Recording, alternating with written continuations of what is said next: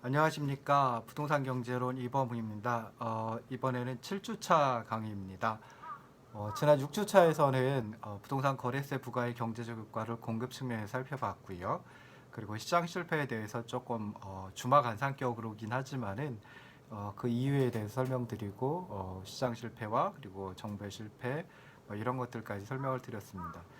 이번 주차 7주차에서는 토지 서비스 시장의 수요 공급 모형에 대해서 살펴보려고 하고 있습니다. 그래서 먼저 7주차에서는 토지 서비스의 수요 그리고 토지 서비스 시장의 균형까지 진행을 하도록 하겠습니다.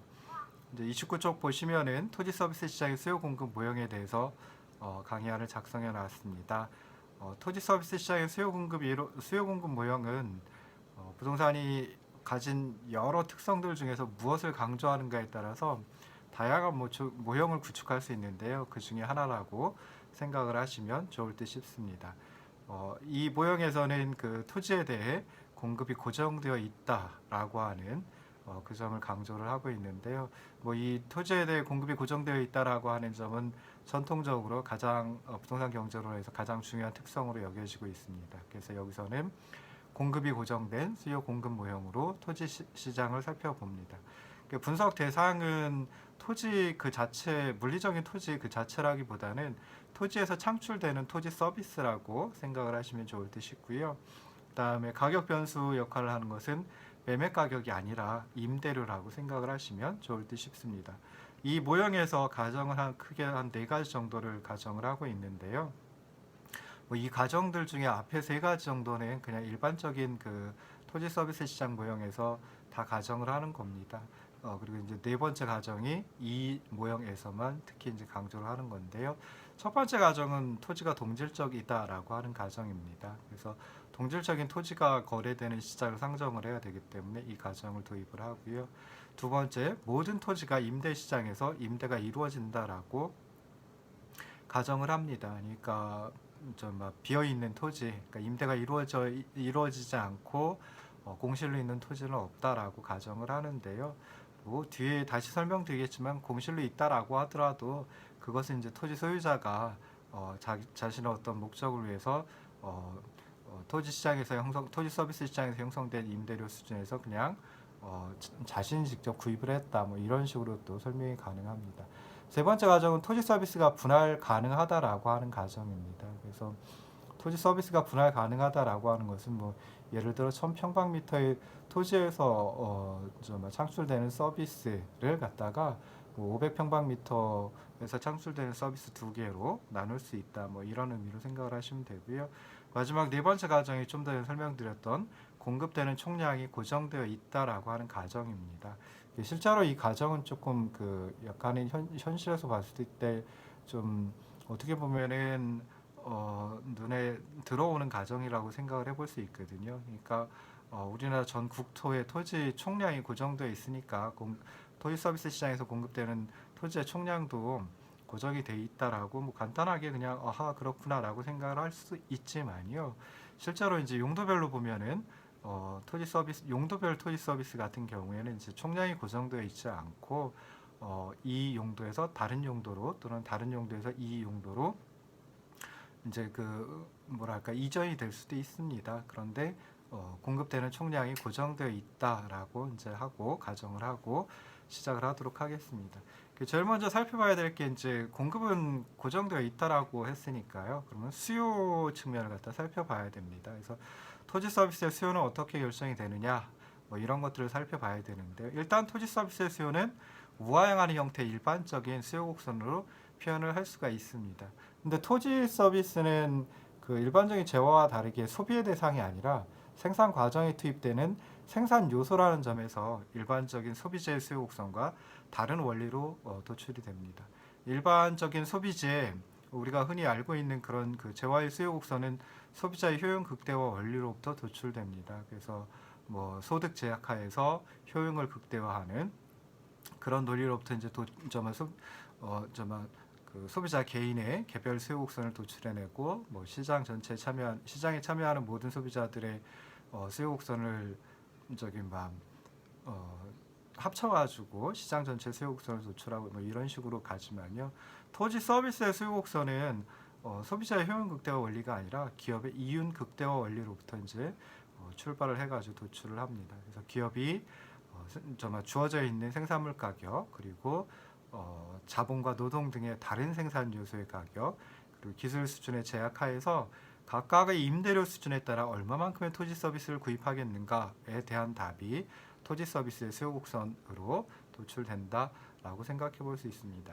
그러면 이제 제일 먼저 살펴봐야 될 게 이제 기업의 이윤 극대화 문제입니다. 그래서 기업의 목표는 뭐 여러 가지로 둘 수가 있지만은 가장 근본적이고 근원적인 목표는 이윤 극대화이다라고 생각을 해볼 수 있고요. 그래서 기업은 이윤을 극대화하도록 하는 수준의 생산 요소를 구입합니다. 즉 다시 말해서 이윤을 극대화하는 요소 투입량을 또는 요소 구입량을 결정한다라고 생각을 해볼 수 있습니다. 생산 요소가 뭐 노동, 자본, 토지 해가지고 여러 가지가 있을 수 있는데요. 원자재도 있을 수 있고요. 그렇게 다양한 것들을 한꺼번에 분석하기는 상당히 어렵습니다. 그래서 생산 요소가 노동과 토지 딱 두 가지만 있다라고 가정을 하고 시작을 하도록 하겠습니다. 그래서 노동과 토지라고 하는 생산 요소를 투입해 가지고 생산물을 만들어낼 텐데요.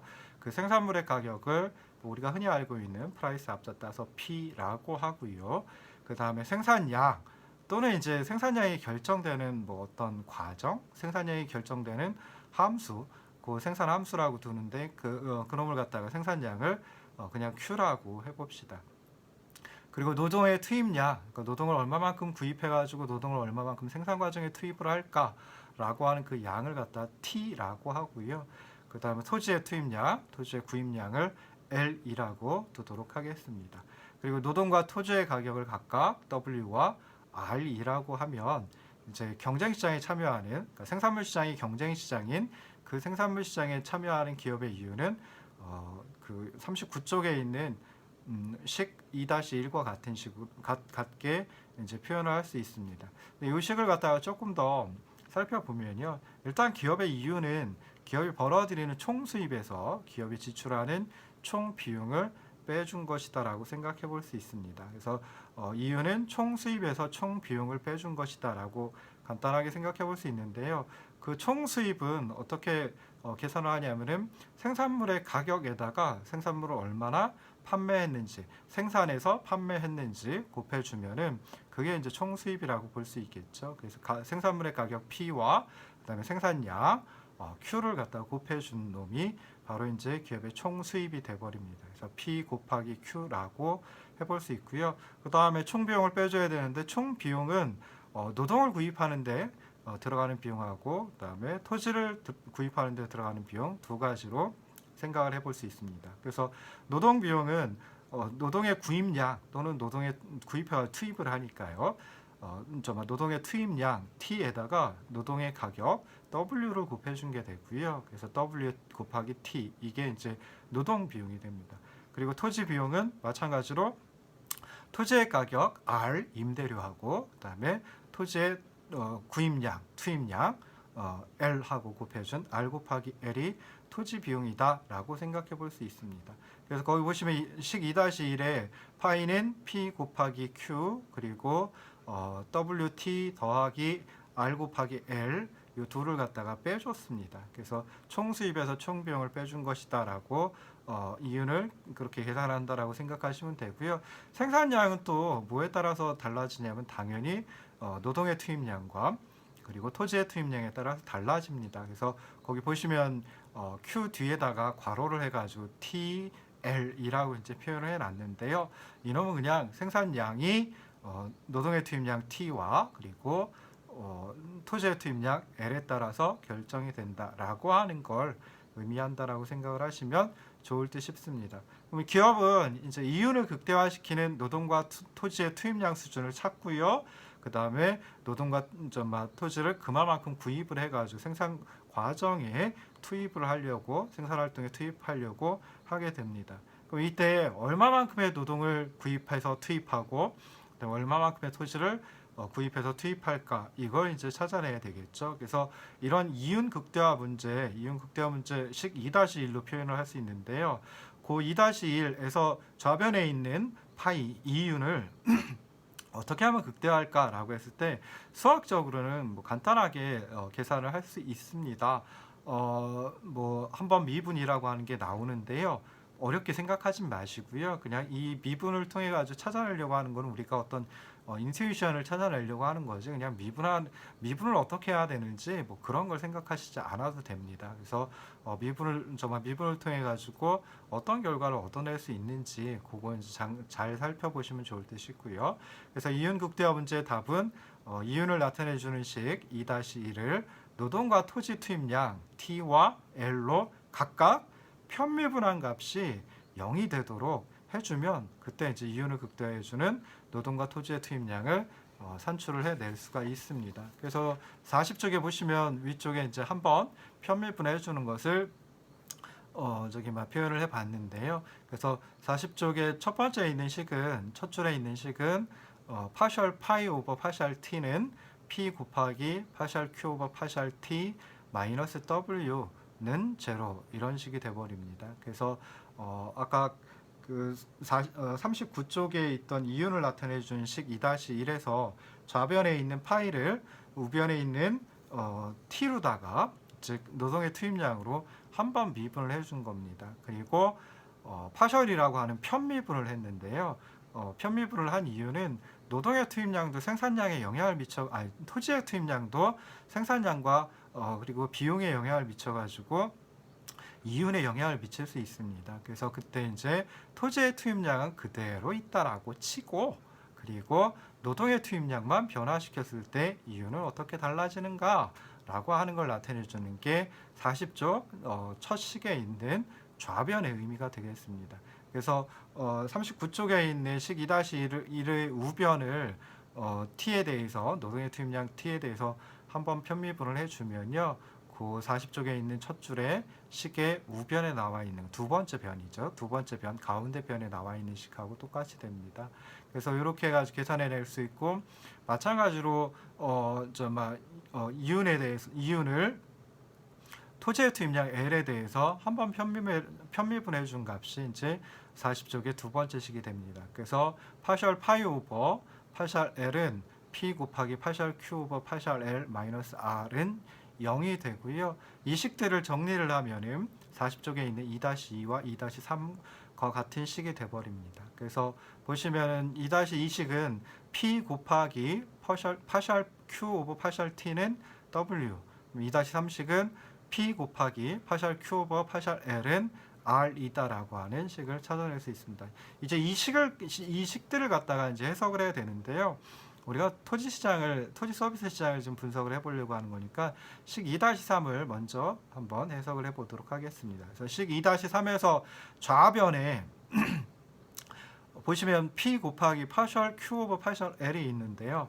파셜 Q 오버 파셜 L은 그냥 해석을 하실 때 분모에 있는 놈이 한 단위 움직일 때 분자에 있는 놈은 얼마나 움직일까 이렇게 해석을 하시면 됩니다. 그래서 분모에 있는 게 토지죠. 토지의 투입량, 토지의 구입량이 되고요. 그래서 토지를 한 단위 더 투입했을 때 분자에 있는 거 생산량은 얼마만큼 변화할까? 즉 다시 말해서 토지를 한 단위 더 투입했을 때의 추가적인 생산량을 갖다 의미합니다.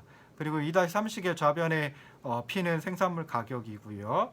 그래서 좌변은 어떤 의미가 되냐면 토지를 한 단위 더 투입했을 때 추가적인 생산량을 얻게 되는데 거기에다가 가격을 곱해주면은 그만큼 기업의 입장에서는 수입이 돼버립니다. 즉 다시 말해서 토지를 한 단위 투입했어요. 그래서 생산량이 뭐 몇 단위 증가를 했겠죠. 그러면 생산물의 가격, 생산량 증가한 그걸 갖다가 판매를 한다라고 하면은 기업의 입장에서는 수입을 얻게 되는 거죠. 그래서 그 좌변은 2-3식의 좌변은 결국 무엇을 의미하느냐?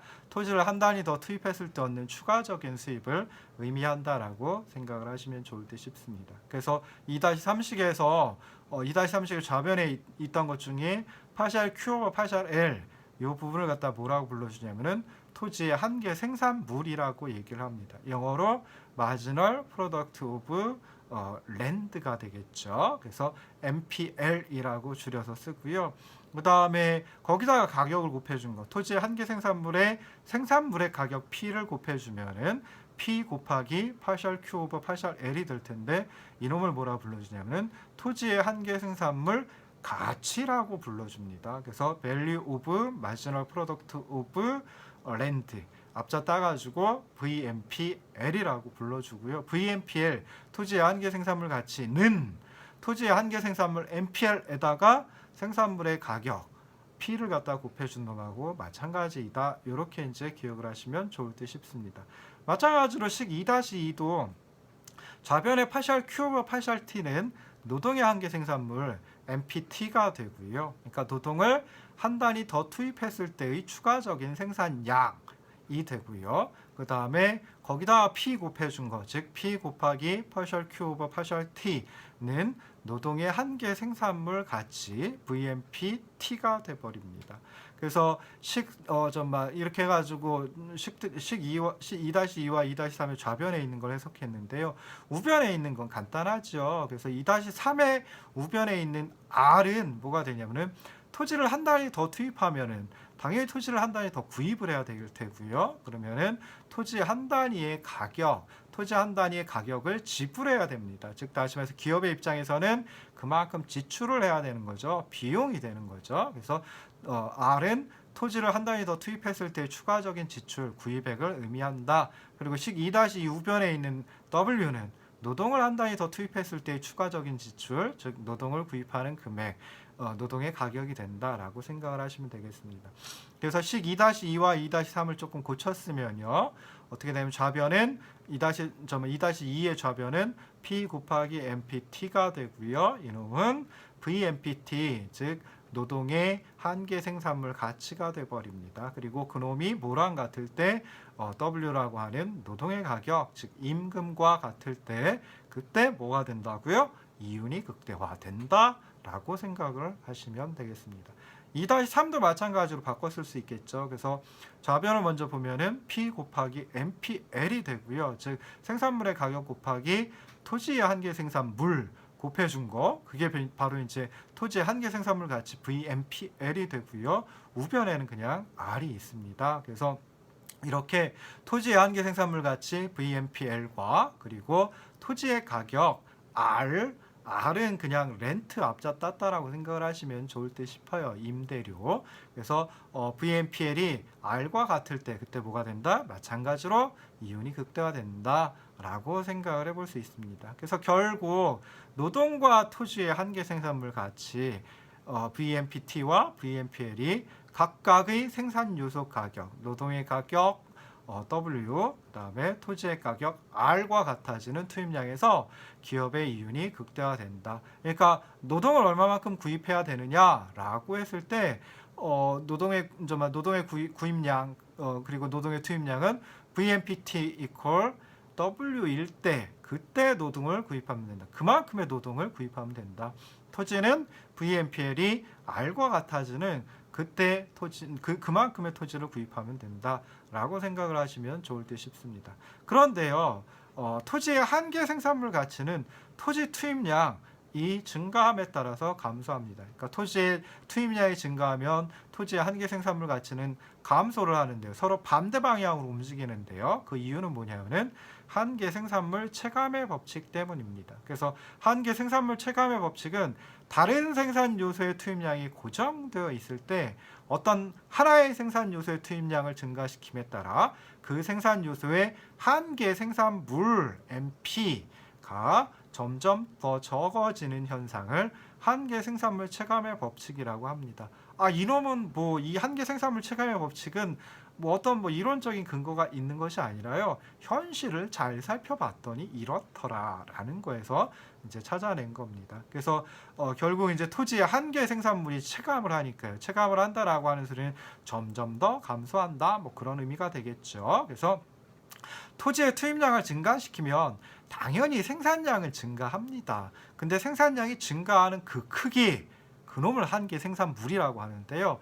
그 토지가 증가하는 그 크기는 점점 더 적어진다라고 하는 거죠. 다시 한번 말씀드리면 토지의 투입량을 증가시키면 생산량은 당연히 증가하는데 생산량이 증가하는 그 부분, 생산량의 어떤 변화분은 계속 감소한 현상을 한계 생산물 체감의 법칙이라고 생각을 하시면 되고요. 그러면은 토지의 한계 생산물이 토지의 투입량을 증가시킴에 따라 토지의 한계 생산물이 점점 더 감소하기 때문에 토지의 한계 생산물 가치도 점점 더 감소를 합니다.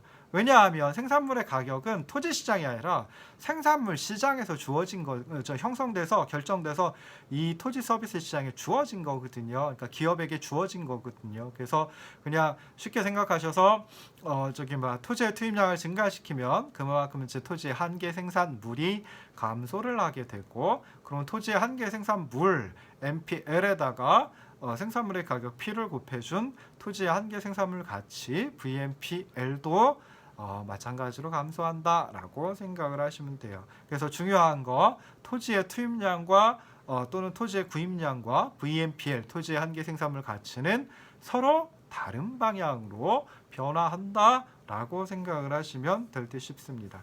자, 이렇게 이제 생각해 볼 수 있고요. 따라서 41쪽에 보시면 41쪽 위쪽 그림 보시면은 토지의 한계 생산물 가치 곡선은 어떤 형태이냐? 우하향하는 형태입니다. 그래서 횡축 가로축에는 토지의 투입량 또는 토지의 구입량 L을 두고요. 그다음에 종축에는 VMP, 즉 다시 말해서 한계 생산물 가치를 뒀습니다. 여기서 한계 생산물 가치는 금액으로 표현이 돼요. 그러니까 이 축은, 즉 세로축, 종축은 토지의 한계 생산물 가치를 의미하지만 그걸 금액으로 표현한 것이다. 그럼 여기다 뭘 둬도 되냐면은 생산물의 가격을 여기다 둬도 되고요. 그 다음에 생산 요소의 가격, 토지의 가격은 아까 R이라고 표현을 했으니까 임대료 R이라고 얘기했으니까 요 R도 이 평면에다가 이 축에다 그대로 두셔도 됩니다. 어차피 똑같은 금액을 갖다가 나타내 주기 때문이죠. 그래서 보시면은 41쪽 위쪽에 윗 그림을 보시면은 VMPL 곡선, 즉 토지의 한계 생산물 가치 곡선이 있는데 우하향하는 형태고요. 이놈은 뭘 반영하느냐라고 했을 때 토지의 투입량이 증가함에 따라 토지의 한계 생산물 가치가 점점 더 적어진다, 감소한다. 즉 다시 말해서 토지의 투입량과 토지의 한계 생산물 가치 VMPL은 서로 반대 방향으로 움직인다라고 하는 것을 나타내 줍니다. 그래서 거기 그림에서 보시면 이 그림은 잘 해석하셔야 되는데요. 이 그림만 가지고 보셨을 때는 토지의 투입량, 토지를 구입해서 투입하는 양이 L0다라고 하면 그때는 토지의 한계 생산물 가치가 VMP 제로이다라고 하는 걸 나타내 줍니다. 자, 그 다음에 이제 토지 서비스 시장의 수요 곡선을 한번 찾아봐야 되는데 간단합니다. 토지 서비스 시장에서 수요 곡선은 토지의 한계 생산물 가치 곡선이 수요 곡선 노릇을 합니다. 그래서 그놈을 갖다가 이제 설명을 해야 되는데요. 자, 아래 그림을 이제 보도록 하겠습니다. 41쪽 아래 그림을 보시면요. 거기 종축에 R과 VMPL을 같이 뒀습니다. 즉 다시 말해서 종축 세로축을 보시면은 R 토지의 가격, 임대료죠. 임대료도 금액으로 나타나고요. VMPL 토지의 한계 생산물 가치도 마찬가지로 금액의 형태로 나타납니다. 그렇기 때문에 같은 축에 둬도 무방합니다. 자, 그다음에 횡축 가로축에는 토지의 투입량, 토지의 구입량 L을 갖다 뒀습니다. 자, 그래서 토지의 투입량이 L0이다, 토지의 투입량이 L1이다라고 하면 그때 토지의 한계 생산물 가치는 VMP1이 되고요. 토지의 투입량이 L2이다라고 하면 그때는 토지의 한계 생산물 가치가 VMP2가 됩니다. 그래서 41쪽 아래 그림을 다시 설명을 드리면요. 자, 만약에 임대료가 R0로 주어져 있다라고 하면 자, 그때는 얼마만큼의 토지를 구입해가지고 투입하면 기업의 이윤이 극대화될까? 아까 찾아봤습니다. 그냥 아까 식에서 찾아본 게 결국은 VMPL과 R, 즉 다시 말해서 토지의 한계 생산물 가치와 그리고 임대료가 같아지는 수준의 토지를 구입해서 생산 과정에 투입하면 그때 이윤이 극대화된다라고 하는 거 아까 찾아봤거든요. 그래서 그걸 그림으로 다시 한번 확인을 해보는 겁니다. 그래서 임대료가 R0인데 근데 기업의 입장에서 토지를 얼마나 구입해서 투입하면 좋을까라고 하다가 그냥 L1만큼을 구입했다라고 한번 해보자고요. 그래서 L1만큼의 토지를 구입해서 생산 과정에 투입한다라고 하면 L1에서의 토지의 한계 생산물 가치는 VMP1입니다. 근데 그러니까 다시 말해서 L1을 투입하면은 추가적으로 그 마지막 한 단위 투입할 때 그때 VMP1만큼의 토지의 한계 생산물 가치, 즉 수입을 얻게 되는데요. 근데 들어가는 비용은 그 마지막 한 단위 구입하면 L1에서 그 마지막 한 단위 구입하면 들어가는 비용은 당연히 그냥 임대료 만큼만 더 들어가게 됩니다. 즉 R0만큼 들어가게 되는 거죠. 그래서 보시면은 수입 VMP1이 비용 R0보다 다시 하겠습니다. 추가적인 수입 VMP1이 추가적인 비용 R0 다시 하겠습니다. 한계 수입 VMP1이 한계 비용 R0보다 더 큽니다. 그럼 어떻게 하면 좋을까요? 토지의 구입량 여기서 멈추는 게 아니라 한 단위를 더 구입하면 됩니다. L1에서 한 단위를 더 구입하면은 그때 들어오는 수입은 VMP1만큼인데 빠져나가는 비용은 R0만큼이 돼버리거든요. 그럼 그 차이만큼 추가적인 이윤이 남게 되는 거죠. 그럼 추가적인 이윤이 있다라는 것은 아직까지 이윤이 극대화되지 못했구나라고 하는 걸 나타내 줍니다. 그래서 R0에 임대료가 주어졌을 때 시장에서 토지 서비스 시장에서 임대료가 결정이 되는데 R0로 결정이 돼서 이 기업의 입장에서는 그 토지 서비스 시장, 완전 경쟁적인 토지 서비스 시장에 참여하는 이 기업의 입장에서는 그냥 R0를 주어진 걸로 인식을 할 수밖에 없거든요. 그런데 그때 L1만큼 토지를 구입해서 생산 과정에 투입한다라고 하면 그때는 추가적인 수입이 추가적인 비용보다 더 크고 따라서 추가적인 이윤이 발생한다라는 소리예요. 아직까지 이윤이 극대화되지 못했구나. 그러니까 토지의 구입량, 투입량 한 단위 더 증가시켜야지. 이런 식으로 해가지고 쭉쭉쭉 가게 된다라는 거죠. 마찬가지로 R0의 임대료 수준에서 이 기업이 L2만큼 구입해가지고 토지를 L2만큼 구입해가지고 생산 과정에 투입해 볼까? 라고 했다라고 한번 생각해 보자고요. 자, L2에서 한계 생산물 가치는 VMP2만큼입니다. 그러니까 L2에서 L2에서 마지막 한 단위 구입해서 생산 과정에 투입하면 그때 수입은 얼마만큼 증가하느냐? VMP2만큼 증가한다라는 소리죠. 근데 L2 그 마지막 한 단위 토지를 구입할 때 비용은 마찬가지로 그냥 임대료 R0만큼 지불을 해야 됩니다. 그러니까 이때 L2 수준에서 마지막 한 단위 구입해서 투입할 때 추가적으로 얻는 수입은 VMP2인데 비해서 추가적으로 소요되는 비용은 R0만큼이 되고요. 추가적인 비용, 한계 비용이 추가적인 수입, 한계 수입보다 더 큽니다. 그럼 이때는 뭐예요?